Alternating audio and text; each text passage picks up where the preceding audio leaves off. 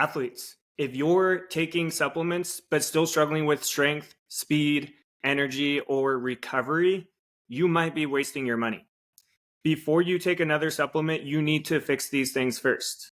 Today, I'm going to break down what you need to do before even thinking about buying a supplement and how to tell if you actually need one.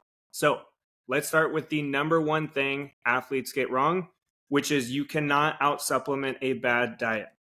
No matter how hard you try, those supplements and your potential will forever be limited by your diet. And if you are relying on supplements over nutrition, over food, then your potential, your peak potential will never be reached. So if you want to reach your full potential as an athlete, you cannot depend on supplements. So if you're skipping meals, no supplement can fix that.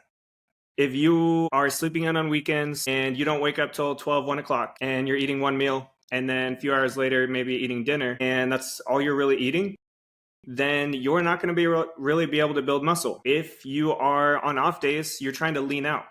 And on off days, you are going hardcore on snacking, munching, all these types of things, then none of the other supplements are going to matter. If you're taking creatine and you want to build muscle, but you're not eating enough, creatine has 0 calories. It has 0 protein. It's not going to magically fix that. So we cannot skip meals. Protein. You need quality protein to make sure that you are building muscle. You know, we do need protein. We should eat it at every meal. We should have protein post-workout. But we can't rely, number one, on just supplement protein. We need real food protein. And we need to make sure, again, that we're getting enough of it. Because again, if we're taking creatine, if we're taking all these other supplements and we're not getting enough protein, again, we're going to be limiting ourselves. And in this one, I love to harp on this one because so many of you guys nowadays are not getting enough of this. Carbs. You need carbohydrates as an athlete. You need fuel. If you drive on an empty gas tank or in a quarter gas tank and you're trying to go long distance, you're not going to make it. It doesn't matter what kind of oil enhancer or whatever other thing you try to shove in your tank or into your car. None of that's going to matter if you can't freaking get enough carbs. So make sure you're getting enough fuel. Make sure you're getting enough balanced carbs throughout the day. Hydration. If you want to take creatine, you should be well hydrated. If you want to take any other supplement out there, you should be hydrating. You can't really perform the way that you want to or recover the way that you want to if you're drinking 40 ounces of water a day or if you're drinking 60 ounces of water a day. Most of you guys need a minimum of 80 ounces a day, minimum. A lot of you guys need anywhere around a gallon of water a day to stay well hydrated. Now, electrolytes, use those electrolytes to kind of bridge that gap. You know, you might need some of those electrolytes to get some of the salt, to get some of the potassium, some of the other things in there. So what's the other thing? The next big game changer that you athletes are ignoring, that you should not ignore if you want to reach your potential, is sleep. You can take all the protein, all the creatine, all the pre-workout that you want, but if your sleep is garbage, your results are going to be too. And it's not just about getting 8 hours of sleep. It's about getting 8 hours of quality sleep. If you are getting your 8 hours, but you're constantly feeling tired the next day, then you are probably not getting enough quality of sleep. You know, it's not just about the hours, it's about you getting into deep REM sleep is what they call it. If you're not getting into deep sleep, where really a lot of that muscle recovery, a lot of that growth and release from the day happens, then you're still going to be struggling. You're still not going to be recovering well. And you're going to get injured more often. You're going to be tired most of the day. And you're going to try to use pre-workout caffeine as a crutch for that. One more thing I want to add to that. You know, poor sleep, yes, it can slow down muscle recovery. It can also slow down muscle growth, and it can increase body fat. You know, when we look at studies, we see that athletes or individuals who do not sleep as well tend to have more body fat. So if you're trying to be lean, if you're trying to get leaner or build muscle while staying lean, then you need to make sure sleep is on point. So how can you fix some of that sleep? Number one is your night routine. Again, if you are taking pre-workout, you're taking caffeine in the afternoons, that's going to be a red flag. We'll talk about that here in a few minutes, but that is going to sacrifice your quality of sleep and probably your quantity too, how much you're getting. So make sure your night routine is solid. Make sure that you are cutting screens off at least 30 minutes, ideally an hour before bed. And it's not just about the lights, there's a whole aspect of the blue lights, but also think about when you are scrolling TikTok or you're focused on all these text messages or social media, whatever it be, your brain is working. Your brain is processing all this information. So then when you turn that off, you're laying there and you're still trying to process all that information. So be aware of that. If it's impacting you, then it's probably going to be holding you back. Now, with that night routine, a lot of you guys are working out at night. I understand that. Some things that you can do to help improve your sleep and still get proper muscle recovery: tart cherry juice. Tart cherry juice can help with muscle recovery and help with sleep. Just like 8 ounces post workout, you could throw it in a protein smoothie as your liquid post workout, and that can help you recover faster. Plus, you're getting the protein and the carbs you need for post workout. Again, make sure you're not skipping meals post workout because your recovery is going to suck. Your sleep's probably not going to be great. And so focus on the protein, focus more on those complex, slow digesting carbs. Not the candy, not the sugars, more of these slow digesting things, the fruits, the whole grains, potatoes, things like that. Another piece though is, I know that some of you guys may be working out in the mornings, then you're working out in the evenings, or you're working out so much in the evenings, so late in the evenings, that it's impossible for you because of your school schedule to get 8 hours. So how do you fix that? Number one, do the things we just talked about, maximize your sleep. But if you're still feeling tired, take a nap after school. Take 20 to 30 minutes. Doesn't mean you actually fall asleep, but if you turn everything off, you set an alarm, you turn off all the notifications, and you just rest in bed, just turn the brain off, you will feel more rested. You will feel more rejuvenated. So when you get to that workout, you can actually perform the way that you want to, and you're less likely to be injured. So make sure you are doing these things if you want quality sleep before you take the supplements. All right, now let's talk about something most athletes never do before taking supplements, which is getting their blood work done. So there are some supplements out there that you should ideally get your labs checked before you do it. So iron, for example, just had somebody on the podcast, Jenna Brown, and she talked about iron and how a lot of athletes, especially endurance athletes, female athletes, are taking iron when they may not need it. And iron is something that you can get too much of. So making sure that you're not overdoing it if you don't want to have problems. Vitamin D. Yes, we need vitamin D, and a daily dose around the 1,000 to 2,000 international units is probably going to be safe for anybody, even if they're getting enough. However, it's very easy to overdo things. You're like, oh, I'll just take another one. I'll take another gummy, or I'll take another whatever it might be. There are people that are hospitalized for taking too much vitamin D, around the 10,000 international units a day. So if you don't actually know that you're deficient and you just start taking a crap ton of vitamin D, that could be a problem that could put you in the hospital. There are plenty of other blood work things that we want to be mindful of, and we should make sure that we're not overdoing it or underdoing it. But I also want to stress on omega-3s as well. We should make sure that we are checking for that. It's safe. Omega-3s are safe. We can take those. Ideally, a quality brand. Again, what we talked about with Jenna Brown on the podcast. But we want to make sure, a lot of you guys should get tested because, just because you're eating 2 to 3 servings of fish a week doesn't mean you're getting enough omega-3s. So make sure you're getting tested, not only before you take supplements, but ideally to make sure that you are not missing out on anything, because vitamin D, omega-3s are really going to slow down your muscle recovery. They're really going to impact your brain and overall could sacrifice your performance and your health. So just because somebody else is taking a supplement does not mean you should too. Now, if you do need a supplement, here is something that most athletes are ignoring, and it's seriously driving me crazy. Just because a supplement is on the shelf does not mean it's safe or even contains what it says on the label. Supplements are not FDA regulated, so companies can put almost anything in them.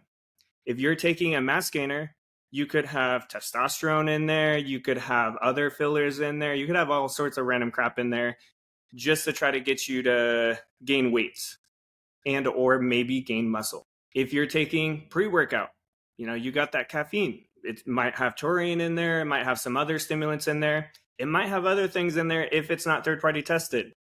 And if the issue with this is, because supplements are not the same as food, nutrition facts labels, those things have to be regulated. They have to say what's in the product. But a supplement fact does not necessarily have to say that. It could put whatever the heck it wants on that label. They could say, this is a testosterone booster, or this is a, muscle builder, or whatever it is, and it may not actually be that. It can say it has these things in there, but then maybe the number one ingredient is actually rice, or maybe it has heavy metals like lead in there that could be very problematic for you. I mean, think Flint, Michigan. You don't want that in your system. But it can also have hidden banned substances in there. So if you're an athlete that might get tested by the NCAA, and even if you're not, why take things that are banned by the NCAA? Some of them, like testosterone, for certain people, typically older people, they may actually need that. But the average person does not need all this extra stuff. And some of those products, some of those ingredients that are banned by NCAA could be really harmful for you. So if you want to be diligent, if you want to be careful about these things, make sure it's third party tested. When we look at the athletes who are getting suspended for taking banned substances, most of them, I would want to put a bet out there that they're not doing that on purpose. They're not just taking testosterone, thinking they're fine, even though they might get tested. Now, some of them might be, but the majority of them are probably just taking a supplement that's not third party tested and may have other crap in them. So make sure that you are really careful with that. So how do you know that supplements are safe? You need to check that label and make sure that it has the NSF Certified for Sport or the Informed Sport logos on there. We need it to be third party tested. That's where it makes sure that there's no NCAA banned substances in there.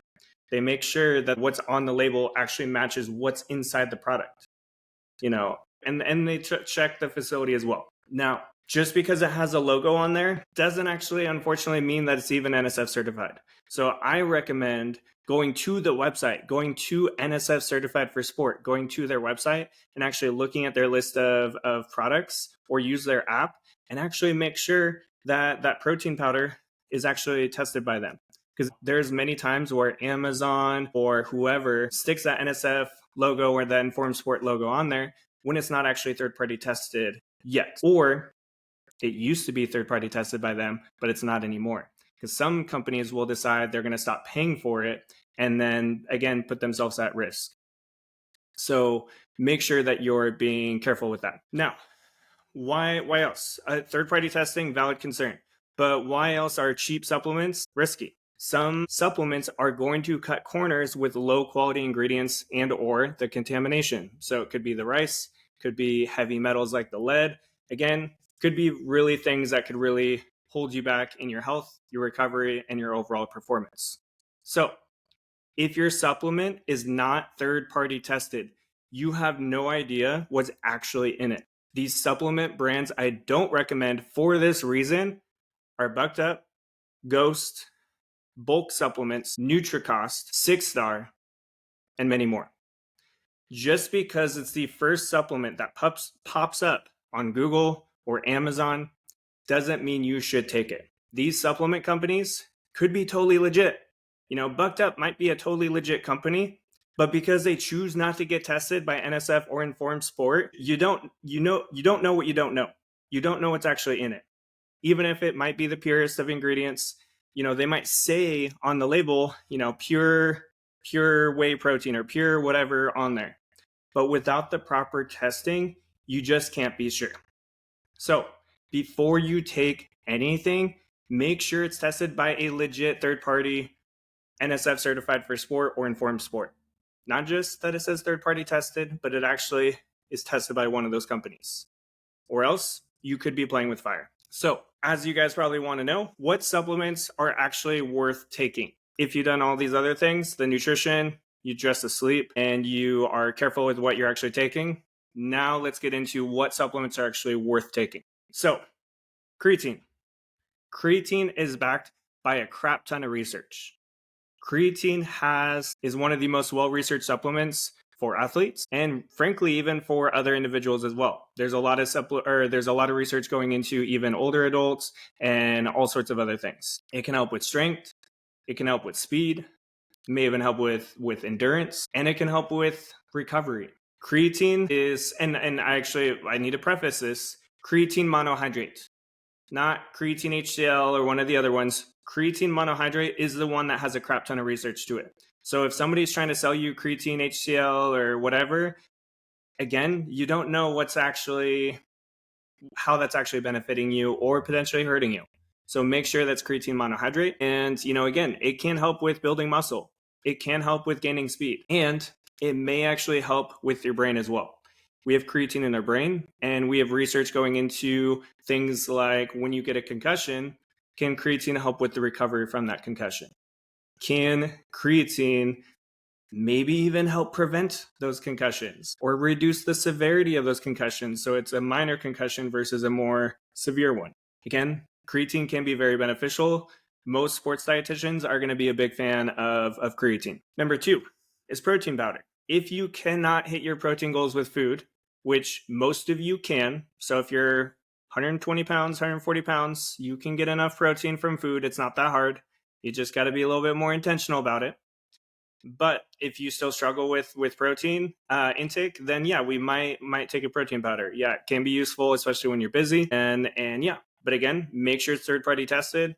Make sure it's not one of the brands that I just listed. And again, make sure that you're prioritizing the food source of it first, because you're going to get way more benefits making sure that at least 80% of your protein is coming from real food before you add on the supplements. And then number 3 is some of those individual ones. Omega-3s, vitamin D, as I mentioned, can be very beneficial. And many of us are deficient in especially omega-3s and vitamin D. And just because you're getting a lot of sun, so vitamin D is a sunshine vitamin, doesn't mean you're actually absorbing that vitamin D. So, think about, you might be in the sun, but if you're wearing long sleeves, then you're not actually absorbing that vitamin D. Vitamin D has to be absorbed through the skin. So if your skin is all covered up, you're wearing pants, you're wearing long sleeves, then you're probably not going to actually absorb that vitamin D. And again, can put you at higher risk for depression, for slower recovery, for bone fractures. So make sure that you're being careful about these things. This is why I recommend getting tested. Make sure you check your lab levels and make sure they're in the middle to the upper range of the vitamin D range. Again, something we talked about on that podcast with Jenna Brown. So let me just highlight a few supplements here. As we talk about supplements you should recommend, or that you should take, 3 supplements that most of you should not be taking. Pre-workout. Pre-workout has a crap ton of caffeine in it. Even if you're getting the third-party tested and you make sure that what's on the labels matches what's in the product, pre-workout could ultimately be holding back your performance and your recovery. So yes, caffeine can help enhance strength, speed, endurance, etc. But if you're taking it after school, which most of you are, if you're taking it in the evenings, which some of you are, that could be holding back your performance and your recovery, because if we go back to the sleep, if you're not getting enough sleep, you are going to be higher risk for injury. You're going to be higher risk for more body fat. You're going to be higher risk for worse performance and overall recovery. So if you're taking caffeine, that could ultimately be holding you back, especially if you're taking it in the afternoons and the evenings. Number 2, mass gainers. Mass gainers, as I mentioned, have so much other crap in them. They have fillers, they might have potentially testosterone, whatever crap in it. Even if it's third-party tested, you still may not be getting great quality. You might be getting other crap in there that could increase your body fat. So if you're trying to build muscle, gain weight, but then you're taking mass gainer, you could potentially be losing speed because you're putting on too much weight too fast. When I talk about healthy muscle gain, healthy weight gain, it's about half a pound to a pound a week. So if you're getting more than that, then that mass gainer could be actually holding back your performance. So I don't even recommend mass gainer at all. Not only that, but mass gainers are focused on calories, not nutrition. If you want quality nutrition, if you want quality muscle recovery, then you should be focusing on food, not supplements. And then third, BCAAs. Some of you guys are taking BCAAs and you should not be taking them. BCAAs are really a waste of money. And that's because we don't know, we have not been able to show that BCAAs are actually better than just taking straight protein. So for those who don't know, BCAAs are 3 of the 9 essential amino acids that we need from food. They're more tied to the muscle building and recovery, etc. But when we actually do the research, we don't actually see that taking BCAAs are any better than just taking a whey protein. So stick to just regular protein. Tapping on the BCAAs on top of that really is just going to be, frankly, a waste of money. So just don't do it. So athletes, before you buy any supplement, fix these things first. Eat consistently. Sleep enough. Get your blood work checked.